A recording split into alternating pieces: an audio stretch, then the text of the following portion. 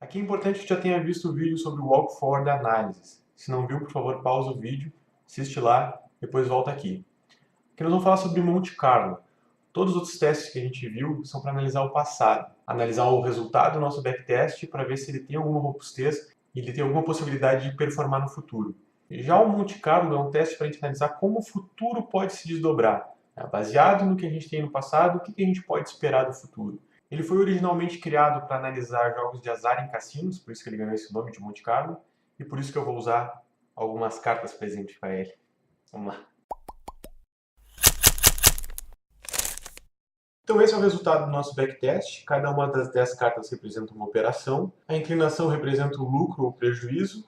Aqui a gente tem um lucro grande, aqui um lucro pequeno, aqui um prejuízo mediano. Então a gente analisou tudo isso aqui. Drawdown, fator de lucro, fator de recuperação, tudo que tem direito. A gente fez análise de distribuição de resultados, de parâmetros, walk forward, teste do macaco, tudo.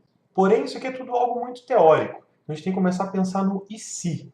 Por exemplo, e se essa perda não tivesse acontecido aqui, mas tivesse acontecido aqui? Isso nos gera um resultado final idêntico, porém um drawdown maior. No teste original a gente nunca teve duas perdas na sequência e agora a gente tem. Isso não é o que aconteceu no nosso backtest, mas é uma coisa que poderia muito bem acontecer. A gente está tentando analisar o que pode vir a acontecer com a nossa estratégia no futuro. E isso aqui é algo que está completamente dentro da realidade da nossa estratégia. Vamos imaginar outras possibilidades. E se essa operação lucrativa não tivesse acontecido? Olha o peso que ela tem na nossa estratégia em geral. O simples fato de perder uma operação já fez nossa estratégia desabar. E se no lugar desse lucro a gente tivesse uma perda? Nesse caso, nossa estratégia ficaria praticamente no 0 a 0. Mas novamente é algo totalmente dentro da realidade da nossa estratégia. E se a gente embaralhar completamente nossas operações, trocar totalmente a ordem delas, criando uma curva de capital completamente nova, porém baseada nas operações geradas pelo nosso backtest? Agora nós temos uma curva de capital completamente diferente da curva de capital original, porém dentro da nossa realidade. Todas as operações aqui foram retiradas do nosso backtest, então a distribuição é a mesma, a quantidade de resultados positivos, negativos é a mesma, o tamanho das operações é a mesma.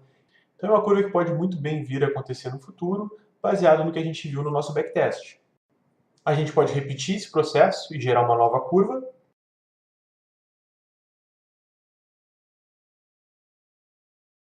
e a gente pode fazer isso algumas centenas ou algumas milhares de vezes. Essa ideia de usar as cartas funcionou muito melhor na minha cabeça do que na prática, tá? Mas espero que tenha ajudado. Então vamos seguir.